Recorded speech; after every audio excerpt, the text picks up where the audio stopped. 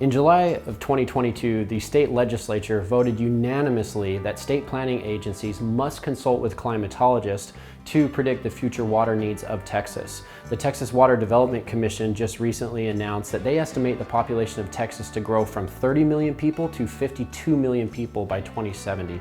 Obviously, there's already huge demand on our water infrastructure and our aquifers, and having our population grow at that rate is going to increase that demand. So how do we plan for this moving forward? I've been saying for a couple years now that I think the biggest threat to growth in our state and to land development as well, the land business, whether that's brokers, developers, investors, is a lack of water. I just mentioned in a previous video that we did, for one of our projects, the utility provider said, sorry, but we don't have water for 4 to 5 years. So the implications of that, the ripple effect that that will create, are far and wide. So how do you plan for this, right? Water is such a wonderful resource, but it's a vital resource too. So these agencies are working closely with these climatologists, but you as a consumer, you as an investor can track what's taking place. This is all public information. You can go sit on the board meetings of these utility companies to see how are they sourcing their water.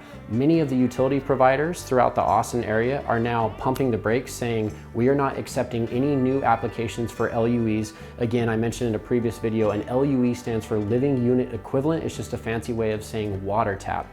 Many utility providers are not accepting any new applications. So if you bought a piece of land and you can't get water and you're looking to develop it, well, that land is all but worthless to you. So it's very recommended. I highly, highly recommend that if you're buying a piece of land for new development or development in the future, always do a feasibility study. Even if someone says there is water in the area, that does not mean that there is capacity in that water line. And agents specifically are guilty of this. A lot of agents will say that there is water in the area or water available, and they need to be very careful because they could be setting themselves up for a lawsuit.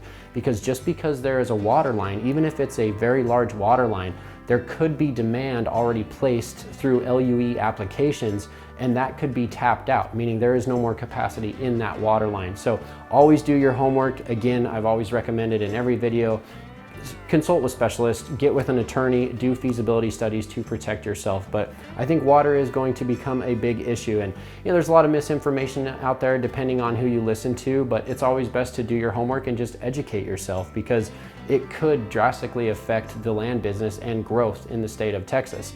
We want to protect our aquifers and we want to develop consciously with a heartbeat, so there's a right and a wrong way to approach it. But do your homework. I highly recommend it. Obviously, an ounce of prevention is worth a pound of cure. Follow us for more tips, and if you're interested in selling your land quick and stress-free, feel free to visit us at landsaletx.com. Or if you're interested in land investment in the greater Austin area, I'm a licensed agent as well, and we have great relationships with many landowners looking to sell. I'd love to help you find your next investment. Give us a call at 512-333-CALL.